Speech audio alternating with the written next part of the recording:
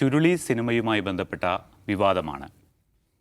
ഈ സിനിമയിലെ തെറിപ്രയോഗവുമായി ബന്ധപ്പെട്ട പുതിയ വിവാദം അതിൻ്റെ വെടിനിർത്തലിലേക്ക് നീങ്ങിയിരിക്കുന്നു. നടൻ ജോജു ജോർജിനെതിരെ ലിജോ ജോസ് പല്ലിശ്ശേരി ഇട്ട ഫേസ്ബുക്ക് പോസ്റ്റുകൾ പിൻവലിച്ചിരിക്കുന്നു. ഇതോടൊപ്പം തന്നെ ഈ പ്രതിഫലവുമായി ബന്ധപ്പെട്ട് ഇരുവരും പോസ്റ്റുകളും പിൻവലിച്ചു കഴിഞ്ഞിട്ടുണ്ട്. ഈ പുതിയ വിവാദത്തിന് പ്രധാനപ്പെട്ട കാരണം തന്നെ നിർബന്ധിച്ചാണ് ഈ സിനിമയിൽ അഭിനയിപ്പിച്ചത് എന്നുള്ള ജോജുവിൻ്റെ പരാമർശമാണ്. തൻ്റെ കുട്ടികൾക്ക് സ്കൂളിൽ പോകാൻ കഴിയുന്നില്ല, സഹപാഠികളൊക്കെ ട്രോളുന്നു, പുറത്തിറങ്ങി നടക്കാൻ പറ്റുന്നില്ല ഈ സിനിമയിലെ തെറി മൂലം എന്നാണ് ജോജു പറഞ്ഞത്. മറ്റൊരു കാര്യം കൂടി ജോജു പറഞ്ഞു, തെറി ഉള്ളതും തെറി ഇല്ലാത്തതുമായ 2 വേർഷൻസ് ഈ സിനിമയുമായി ബന്ധപ്പെട്ട് ഉണ്ടായിരുന്നു. ഈ തെറി ഉള്ള വെർഷൻ അവാർഡിന് വേണ്ടി മാത്രമാണ് നൽകുന്നത് എന്നാണ് പറഞ്ഞിരുന്നത്. ഇത് റിലീസ് ചെയ്യുന്ന കാര്യം താൻ അറിഞ്ഞിരുന്നില്ല എന്നൊക്കെ പറഞ്ഞതാണ് വിവാദത്തിന് കാരണമായത്.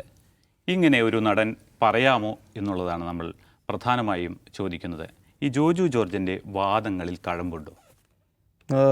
അതിന് കൃത്യമായ മറുപടി ലിജോ ജോസ് പല്ലിശ്ശേരി പറഞ്ഞിട്ടില്ല. പക്ഷേ തെറിയെക്കുറിച്ച് തങ്കൻ ചേട്ടൻ നന്നായിട്ട് അറിയാമായിരുന്നു, ആ ഭാഷയെക്കുറിച്ചെന്നൊക്കെയാണ് അദ്ദേഹത്തിൻ്റെ പോസ്റ്റിൽ ഞാൻ വായിച്ചിട്ടുള്ളത്. പക്ഷേ ഈ ചുരുളി സിനിമ ഞാൻ കണ്ടതാണ്. അത് തിയേറ്ററിൽ വന്നിട്ടില്ലല്ലോ, നമ്മൾ OTT കണ്ടത്, സോണി ലെവലോ മറ്റാണെന്ന് തോന്നുന്നു. ആ സിനിമ കാണുമ്പോൾ എനിക്ക് തോന്നിയത് ആ തെറി ആ സിനിമയുടെ കോറാണ്. ആ സിനിമയെ നമുക്ക് കാണാൻ പ്രേരിപ്പിക്കുന്നതിൽ ഒരു പ്രധാനപ്പെട്ട, അതൊരു വളരെ മിസ്റ്റീരിയസ് ആയിട്ടുള്ള സിനിമയാണ്. പക്ഷേ എങ്കിൽ പോലും നമ്മളൊരു ഒരു പ്രദേശത്തേക്ക് കടന്നു ചെല്ലുമ്പോൾ അവിടെ ആളുകൾ വ്യാപകമായി തെറി പറയുന്നു. അവരുടെ സംസാര ഭാഷയിൽ തെറിയുണ്ട്. ഞാൻ അങ്ങനെ തെറി പറയുന്നത് കേട്ടിട്ടുള്ളത് ഗുജറാത്തിലാണ്. ഗുജറാത്തികളെ സംബന്ധിച്ച് ഗുജറാത്തിലൊരു 2 സെൻറ്റൻസ് സംസാരിക്കുമ്പോൾ അതിലൊരു 4 തെറിയെങ്കിലും ഉണ്ടാവും. തെറി എന്നുള്ളത് അവിടെ അച്ഛനും അമ്മയും അച്ഛനും മക്കളും ഒക്കെ സംസാരിക്കുമ്പോൾ പരസ്പരം ഉപയോഗിക്കുന്ന തെറികളാണ്. നോർത്ത് ഇന്ത്യയിൽ പൊതുവേ അതുണ്ട്, ഗുജറാത്തിൽ അത് കൂടുതലായിട്ടാണ് ഞാൻ കണ്ടിട്ടുള്ളത്. അവർ ഏറ്റവും കൂടുതൽ തെറി പറയുന്നവർ ഗുജറാത്തിലെ ഏത് ജില്ലക്കാരാണെന്ന് മത്സരം പോലും ഉണ്ടെന്നാണ് പറയുക. അങ്ങനെയൊക്കെ തമാശകളുണ്ട്. അപ്പോൾ തെറി എന്ന് പറഞ്ഞാൽ അവരുടെ ലോക്കൽ വൊക്കാബുലറിയിലുള്ള കാര്യമാണ്, ദൈനംദിന വൊക്കാബുലറിയിലുള്ളതാണ് തെറി.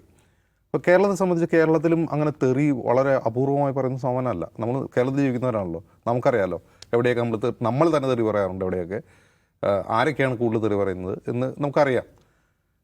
തെറി സുഹൃത്തുക്കൾക്കിടയിലാണ് കൂടുതൽ പറയുക. നമ്മൾ ശ്രദ്ധിച്ചിട്ടുള്ളൊരു മറ്റൊരു കാര്യമുണ്ട്, കഠിനാധ്വാനത്തിൽ ഏർപ്പെടുന്ന മനുഷ്യർ, വർക്കിംഗ് ക്ലാസ്സിൽപ്പെട്ട അതികഠിനമായ ശാരീരികാധ്വാനം ചെയ്യുന്ന ആളുകൾ തെറി ധാരാളമായി ഉപയോഗിക്കുന്നത് അതൊരു തരം റിലീഫാണ്. പക്ഷേ ഈ സിനിമയെ സംബന്ധിച്ച് ഈ സിനിമയിൽ ഒരു പ്രത്യേക ജിയോഗ്രഫിയിലുള്ള ഒരു കുടിയേറ്റ ഗ്രാമമാണല്ലോ അതിൽ കാണിക്കുന്നത്. അത് അവർ ആ മരപ്പാലം അപ്പുറം കടന്നു കഴിയുമ്പോഴാണ് അവർ തെറി സംസാരിക്കുന്നത്. അതൊരു ഒരു വളരെ ഒരു മിസ്റ്റീരിയസ് ആയിട്ടുള്ളൊരു എലമെൻ്റ് അതിന് കൊണ്ടുവരുന്നുണ്ട്. മറ്റൊന്ന്, ഈ സിനിമയിൽ തന്നെ തെറി ഉപയോഗിക്കുന്നതിലാണ്, തെറി പറയുമ്പോഴാണ് ചില ത്രില്ലിംഗ് മൊമെൻറ്റ്സ് ഈ സിനിമയിൽ വരുന്നത്. ഇപ്പോൾ ഉദാഹരണത്തിന് സൗബിൻ ഷെയറിനെ ഇവർ കണ്ടെത്തുകയും അവനെ അറസ്റ്റ് ചെയ്യാൻ വേണ്ടി ചെല്ലുകയും ചെയ്യുന്ന സമയത്ത് ആൾ നടുവൊടിഞ്ഞ് കിടപ്പിലാണ്. അപ്പോൾ അവിടെ ഒരു സ്ത്രീ സാറേ ഇവനെ കൊണ്ടുപോകല്ലേ എന്ന് പറഞ്ഞ് കെഞ്ചുന്നുണ്ട്. അത് കഴിഞ്ഞ് ഈ സ്ത്രീ വളരെ ഒരു രൗദ്രഭാവത്തോടുകൂടി ഇവർ നോക്കിക്കൊണ്ട് ഒരു തെറി വിളിക്കുന്നുണ്ട്. ആ സിനിമ ഏറ്റവും ഗൂസ്മ മൊമെൻറ്റ്സ് ആണത്. അപ്പോൾ തെറി ആ സിനിമയെ സംബന്ധിച്ച് വളരെ നിർണായകമായ ഒരു എലമെൻറ്റ്സ് ആണ്. അപ്പോൾ തെറി ഒഴിവാക്കിയിട്ടാണ് ചുരുളി സിനിമയാക്കാൻ ലിജോ ജോസ് പല്ലിശ്ശേരി ഉദ്ദേശിച്ചത്. തിയേറ്ററിൽ തെറി പാടില്ല എന്നാണ് ഉദ്ദേശിച്ചത് എന്നുള്ള ആ വാദത്തോട് എനിക്ക് തോന്നുന്നില്ല. കാരണം അങ്ങനെ എന്തെങ്കിലും കാര്യത്തിൽ കോംപ്രമൈസ് ചെയ്യുന്ന ഒരാളാണ് ലിജോ ജോസ് എന്ന് എനിക്ക് തോന്നുന്നില്ല. അദ്ദേഹത്തിൻ്റെ തന്നെ വാദമാണല്ലോ, നോ കോംപ്രമൈസ് എന്നുള്ള അദ്ദേഹത്തിൻ്റെ വാദമാണ്. അപ്പോൾ തെറി ഇല്ലാത്ത ഒരു ചുരുളിയെ പറ്റി എനിക്ക് ചിന്തിക്കാൻ പറ്റുന്നില്ല. തെറിയാണ് ആ സിനിമയുടെ കോർ എന്ന് പറയുന്നത്. ഈ തെറി പറയാമോ ഇല്ല എന്നുള്ളതൊക്കെ വേറൊരു ഡിബേറ്റാണ്. ജോജു ജോർജിനെ സംബന്ധിച്ച് എനിക്ക് വളരെ പേഴ്സണലി വളരെ ഇഷ്ടമുള്ളൊരു നടനാണ്. ഭയങ്കര കഠിനാധ്വാനത്തിലൂടെ വളർന്നു വന്ന ഒരു നടനാണ്. ഈ സിനിമയിൽ തന്നെ ഏറ്റവും മികച്ച പെർഫോമൻസുകളൊന്ന് ജോജുവിൻ്റെയാണ്. ആ സിനിമയിൽ ഏറ്റവും പോപ്പുലറായിട്ടുള്ള ഡയലോഗും ജോജുവിൻ്റെയാണ്. തങ്കച്ചേട്ടൻ്റെ ആ ഡയലോഗാണ് ഏറ്റവും പോപ്പുലറായിട്ടുള്ള ഡയലോഗ്, ഇപ്പോഴും ആളുകൾ ഉപയോഗിക്കുന്ന ഒരു ഡയലോഗാണ്. അപ്പോൾ എന്തുകൊണ്ടാണ് വളരെ പെട്ടെന്ന് ഈ സിനിമ ഇറങ്ങി ഇത്രയും നാൾ കഴിഞ്ഞ് ഇപ്പോൾ ജോജുവിനൊരു മനപ്രയാസം ഉണ്ടാകുമെന്ന് ചോദിച്ചാൽ, ജോജു സിനിമാ നടൻ എന്ന നിലയിൽ അദ്ദേഹത്തിൻ്റെ മാർക്കറ്റ് വികസിപ്പിച്ച ഒരാളാണ്. പ്രത്യേകിച്ചും സ്ത്രീ പ്രേക്ഷകർക്ക് ജോജു ഭയങ്കര പ്രിയങ്കരനാണ്. അതായത് സ്ത്രീകൾക്ക് ജോജുവിൻ്റെ അഭിനയം വളരെ ഇഷ്ടമാണ്, ജോജുവിനെ ഭയങ്കര ഇഷ്ടമാണ് സ്ത്രീ പ്രേക്ഷകർക്ക്. അതുകൊണ്ട് തന്നെ ജോജുവിൻ്റെ സിനിമകൾക്ക് കുടുംബാംഗങ്ങൾ, ഇപ്പോൾ പണി എന്ന സിനിമ അദ്ദേഹം സംവിധാനം ചെയ്ത സിനിമ തന്നെ വന്നു. ആ പണി വയലൻസ് കൂടുതലായിട്ട് പോലും ആ സിനിമ വിജയിക്കാനുള്ള കാരണം കുടുംബങ്ങൾ, ഫാമിലി ഓഡിയൻസ് ധാരാളമായി കണ്ടു എന്നുള്ളതുകൊണ്ടാണ്. അപ്പോൾ ജോജുവിൻ്റെ ഒരു പ്രധാനപ്പെട്ട മാർക്കറ്റ് ഏരിയയായി ഫാമിലി മാറുകയാണ്. അപ്പോൾ അദ്ദേഹത്തിന് ഈ തങ്കൻ ചേട്ടൻ്റെ ലെഗസി പിന്തുടരുന്നു. അദ്ദേഹത്തിന് ജോജുവിനെ കാണുമ്പോൾ തന്നെ തങ്കൻ ചേട്ടനെ ഓർമ്മ വരുന്നു എന്നുള്ളത് അദ്ദേഹത്തിന് തോന്നുന്നുണ്ടാവും. അതില്ലായിരുന്നെങ്കിൽ, ആ സിനിമ ഇല്ലായിരുന്നെങ്കിൽ ഞാൻ കുറേ കൂടി സ്വീകരിക്കപ്പെട്ടതെന്ന് അദ്ദേഹത്തിന് തോന്നുന്നുണ്ടാവും. അദ്ദേഹം പറയുന്ന കാര്യമാണ്, അദ്ദേഹത്തിൻ്റെ കുട്ടികളെ കളിയാക്കുന്നു എന്ന് പറയുന്നത് എനിക്ക് അത്ര വിശ്വസനീയമായിട്ട് തോന്നുന്നില്ല. അദ്ദേഹത്തിൻ്റെ യഥാർത്ഥത്തിൽ ഒബ്സഷൻ പ്രശ്നം ഇതാണ്. ഫാമിലി ഓഡിയൻസിന് താൻ അസ്വീകാരനായി പോകുമോ എന്നുള്ള അദ്ദേഹത്തിൻ്റെ ഭയം മൂലമായിരിക്കും അവർ പക്ഷേ അദ്ദേഹം അങ്ങനെ പറഞ്ഞിട്ടുണ്ടാവുക.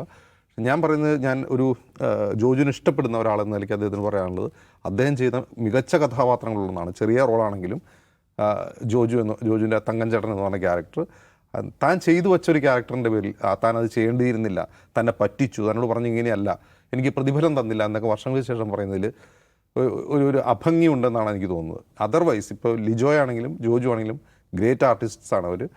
ഇത്തരമുള്ള നിസ്സാര കാര്യങ്ങളുടെ പേരിൽ അങ്ങനെ ഒരു വിവാദം ആ സിനിമയെ പറ്റി, ചുരുളി എന്ന് പറഞ്ഞാൽ അപാര റിപ്പീറ്റ് വാല്യൂ ഉള്ളൊരു സിനിമ കൂടിയാണ്. ഞാൻ ഇടയ്ക്ക് കാണാറുണ്ട്, എനിക്ക് ഭയങ്കര ഇഷ്ടമാണ്. ആരെ തെറി വിളിക്കണം തോന്നുമ്പോഴാണോ? അതല്ല, അങ്ങനെയല്ല നൗഫലെ, തെറിയല്ല അതിൻ്റെ പ്രധാനപ്പെട്ട പോലെ. ആ സിനിമ വളരെ മിസ്റ്റീരിയസ് ആയിട്ടുള്ള, വളരെ സ്പിരിച്വൽ ആയിട്ടുള്ള ഒരു സിനിമയാണ്. എനിക്ക് ഭയങ്കര ഇഷ്ടമാണ് അത് ഇടയ്ക്കിടയ്ക്ക് കാണുന്നത്. തെറി കേൾക്കാനാണെങ്കിൽ നമുക്ക് തെറി പറഞ്ഞാൽ പോലെ, അതല്ലല്ലോ. അപ്പോൾ അത്രയും മികച്ചൊരു കലാസൃഷ്ടിയെക്കുറിച്ച് ഈ 3-4 വർഷത്തിന് ശേഷം അങ്ങനെ ഒരു വിവാദം ഉണ്ടാവേണ്ടിയിരുന്നില്ല എന്നാണ് എനിക്ക് തോന്നുന്നത്. നൗഫൽ എന്ത് തോന്നുന്നു? ജോജുവിൻ്റെ ഒരു റിഗ്രറ്റ് ആണോ ഇങ്ങനെ ഒരു പുതിയ വിവാദത്തിന് തിരികൊളുത്തിയത്? എനിക്ക് അജിംസ് പറഞ്ഞ പോലെ ജോജുവിനെ ഭയങ്കര ഇഷ്ടമാണ്. ഞാൻ അദ്ദേഹത്തിൻ്റെ അവാർഡ് ലഭിച്ചു, ജോസഫിന് അവാർഡ് ലഭിച്ചപ്പം അത് അവാർഡ് റിസീവ് ചെയ്യാൻ വേണ്ടി അദ്ദേഹം തിരുവനന്തപുരം നിശാഗന്ധിയിൽ വന്നപ്പോൾ നേരിട്ട് കണ്ടതാണ്. അന്ന് അദ്ദേഹത്തിൻ്റെ ആ ഒരു അവാർഡ് വാങ്ങിയ ശേഷം അയാൾ കുറച്ച് നേരം സംസാരിച്ചിരുന്നു. അത് കണ്ടാൽ നമുക്ക് ആ ജോജുവിൻ്റെ ആ ഒരു നൈർമല്യം മനസ്സിലാവും. കാരണം അയാൾ ഭയങ്കര ഇമോഷണലായിട്ട്, കാരണം എനിക്ക് ജീവിതത്തിൽ ഇതിലും വലിയൊരു നേട്ടം കിട്ടാനില്ല എന്ന് പറഞ്ഞുകൊണ്ടാണ് അദ്ദേഹം സംസാരിക്കുക. ഞാൻ ഒരുപാട് സംസാരിക്കാൻ വേണ്ടി ഇവിടെ വന്നതാണ്, പക്ഷേ എനിക്ക് സംസാരിക്കാൻ പറ്റുന്നില്ല എന്ന് പറഞ്ഞ അദ്ദേഹം സംസാരം മുറിച്ചുകൊണ്ട് അദ്ദേഹം സ്റ്റേജിൽ നിന്ന് ഇറങ്ങുകയാണ് ചെയ്യുന്നത്.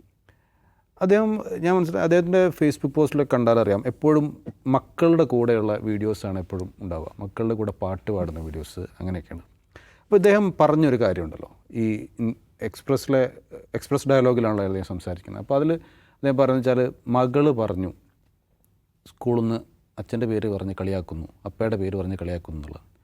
അത് തന്നെയായിരിക്കാം അയാളുടെ ഈ മകളുമായിട്ട് അത്രയും നല്ല കോമ്പോയിലുള്ള അച്ഛന് അയാളെ ഇമോഷണലി അത് ബാധിച്ചിട്ടുണ്ടോ എന്നുള്ളത്. അത് തന്നെ ആയിരിക്കും ഇതിൽ ഇൻ്റർവ്യൂവിൽ അയാൾ പറയാനുള്ള കാരണം എന്ന് എനിക്ക് തോന്നുന്നത്. ഇൻ്റർവ്യൂവിനെ കുറിച്ച് പിന്നീട് അയാൾ പ്രസ് മീറ്റ് നടത്തിയപ്പോൾ അദ്ദേഹം പറയുന്നുണ്ടല്ലോ, ഞാനങ്ങ് പറഞ്ഞു പോയി എന്ന് പറയുന്നുണ്ട്. അപ്പോൾ അത്രയും ഇത് പിന്നീട് വിവാദമാകാൻ വേണ്ടി പറഞ്ഞതോ ഒന്നും ആയിരിക്കില്ല, അങ്ങ് പറഞ്ഞു പോയതാണ് അദ്ദേഹം. അതിൻ്റെ കാരണം മകളിത് പറഞ്ഞത് കൊണ്ട് തന്നെ ആയിരിക്കാം എന്നാണ് എനിക്ക് തോന്നുന്നത്. അതായത് ഈ തങ്കച്ചേട്ടൻ്റെ ഡയലോഗ് കുട്ടികളോട് മറ്റ് സുഹൃത്തുക്കൾ സഹപാഠികളൊക്കെ പറഞ്ഞുകൊണ്ടിരിക്കുന്നു, അത് അച്ഛനോട് വന്ന് പറയുമ്പോൾ അച്ഛനിങ്ങനെ തോന്നുന്നു, അയ്യോ ഞാൻ വേണ്ടില്ലായിരുന്നു എന്നിങ്ങനെ തോന്നുകയാണ്.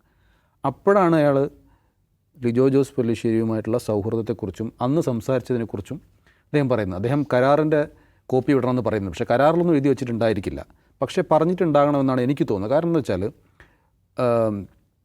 തെറിയുള്ള ഭാഗം സിനിമയുണ്ട്, തെറിയില്ലാത്ത സിനിമയും ഡബ് ചെയ്തിട്ടുണ്ട്. തെറിയില്ലാത്ത സിനിമ ഡബ് ചെയ്ത് എന്തിനായിരിക്കും? വെറുതെ ഡബ് ചെയ്ത് വെച്ചായിരിക്കില്ലല്ലോ. അത് തിയേറ്ററിലല്ല ആദ്യം വന്നത്, OTT ആദ്യം വന്നത്. അപ്പോൾ സ്വാഭാവികമായും ഇദ്ദേഹം ഉദ്ദേശിച്ചിട്ടുണ്ടാവുക ഫെസ്റ്റിവലിന് തെറിയുള്ള ഭാഗം, അങ്ങനെ സാധാരണ അങ്ങനെയാണല്ലോ, കട്ട് ചെയ്യാത്ത ഭാഗങ്ങളാണല്ലോ ഫെസ്റ്റിവലുകളിലേക്ക് പോവുക. ഈ പിന്നെ സെക്സ് രംഗങ്ങൾ, തെറിയുള്ള രംഗങ്ങൾ, ഇതൊക്കെ ഫിലിം ഫെസ്റ്റിവലിനുണ്ടാകും, പക്ഷേ തിയേറ്ററിൽ വരുമ്പോൾ ഉണ്ടാകാറില്ല. അങ്ങനെയാണ് സാധാരണ. പക്ഷേ IFFയിൽ തെറിയില്ലാത്ത അതെന്താ കാരണം എനിക്കിപ്പോഴും മനസ്സിലായിട്ടില്ല. അപ്പോൾ അങ്ങനെയാണ് സാധാരണ ഉണ്ടാവുക. തിയേറ്ററിൽ വരുമ്പം തെറിയില്ലാതെ വരുന്ന അദ്ദേഹം ന്യായമായും അങ്ങനെ തന്നെ ആയിരിക്കും അയാൾ കരുതി കാണുക. പക്ഷേ OTTയിൽ ഇത് സിനിമ ഇറങ്ങുന്നതിന് മുമ്പ് തന്നെ ഇതിൻ്റെ ക്ലിപ്പിങ്സുകൾ കുറേ പുറത്തിറങ്ങിയെന്ന് തോന്നുന്നുണ്ട് അല്ലേ? ഇത്തരമുള്ള ഈ കോവിഡിൻ്റെ ലോക്ക്ഡൗൺ സമയത്താണ് സിനിമ ഇറങ്ങുന്നത്. അപ്പോൾ ആളുകൾ ധാരാളമായി ഈ ഡിജിറ്റൽ കൺസ്യൂം ചെയ്യുന്ന സമയത്ത് ഈ സിനിമ വ്യാപകമായി പ്രചരിച്ചിട്ടുണ്ടാകും, അതായിരിക്കും. അപ്പോൾ എന്തായാലും ഈ സിനിമയുടെ തെറിയുള്ള സിനിമയ്ക്ക് മൂല്യമുള്ളൂ എന്നുള്ളത് കൃത്യമായി പ്രൊഡ്യൂസർ ചെമ്പൻ വിനോദ് അടക്കമുള്ള 2-3 പേരാണ് പ്രൊഡ്യൂസേഴ്സ്, ലിജോയും. അതുകൊണ്ട് തന്നെ OTTയിൽ അത് ഓടണമെങ്കിൽ തെറി വേണമെന്ന് അവർ കൃത്യമായി മനസ്സിലാക്കുകയും അങ്ങനെ തെറിയുള്ള ഭാഗം തന്നെ OTT കൊടുക്കുകയും ചെയ്തു. പക്ഷേ ആദ്യകാലത്തൊന്നും എന്തായാലും ഇത് ഓടുകയാണല്ലോ, സിനിമ നന്നായി ഓടുന്നുണ്ട്. അപ്പം സ്വാഭാവികമായിട്ടും ജോജുവിന് അങ്ങനെ ഒരു പരാതിയൊന്നും ആ സമയത്ത് വന്നിട്ടുണ്ടാവില്ല. പക്ഷേ പിന്നീട് ഈ മകളുടെ ഈ സംസാരം കേട്ടോടുകൂടി ഒരു പിരിവിട്ടിട്ടുണ്ടാവും, അതായിരിക്കും സംഭവം. എനിക്ക് അങ്ങനെയാണ് തോന്നുന്നത്. അത്രയും ഒരു സിമ്പിളായൊരു വിഷയമാണിത്. പിന്നെ പ്രതിഫലത്തിൻ്റെ കാര്യം അതിൻ്റെ കൂടെ പറഞ്ഞുപോയി. ഈ 3 ദിവസം അഭിനയിക്കാൻ വേണ്ടി അത്ര 5 ലക്ഷമോ 6 ലക്ഷം രൂപയാണ് ആ കൊടുത്തതെന്ന് പറയുന്നു. അപ്പോൾ പക്ഷേ സിനിമയുടെ കുറച്ച് സമയം ഇദ്ദേഹം ഉള്ളുവെങ്കിലും സിനിമയുടെ കോർ എന്ന് പറഞ്ഞു കഴിഞ്ഞാൽ ജോജുവാണ്. സിനിമയുടെ ഏറ്റവും പോസ്റ്ററിൽ കാണുന്ന പ്രധാനപ്പെട്ട നടനും ഇദ്ദേഹം തന്നെയാണ്. അപ്പം ജോജുവിന് ആ സിനിമയിലുള്ള വാല്യൂ അനുസരിച്ചുള്ള പണം അതാകുന്നില്ല. കാരണം ജോസഫും എന്താ സിനിമയുടെ പേര്, പൊറിഞ്ചു മറിയം ജോസും, ഈ 2 സിനിമ ഇറങ്ങിയതിന് ശേഷം ഇറങ്ങുന്നൊരു സിനിമയാണ്. അപ്പോൾ സ്വാഭാവികമായും അയാളുടെ ഒരു മൂല്യം ആ സമയത്ത് അത്ര പോരാ. അതും ശരിയാണ്. അപ്പോൾ ഞാൻ ഇതിൽ കാര്യത്തിൽ ജോജുവിൻ്റെ കൂടെയാണ്. പക്ഷേ ഇപ്പോൾ ഇത് പറയുന്നതിൽ എന്ത് സാങ്കത്യം എന്നുള്ളതാണ് എൻ്റെ പ്രശ്നം. അതിന് കാരണം ഈ ചെറിയൊരു ഇമോഷണൽ വിഷയം തന്നെ ആയിരിക്കും, അത് അദ്ദേഹം പറഞ്ഞു പോയതായിരിക്കും, അത്രേ കേസുള്ളൂ.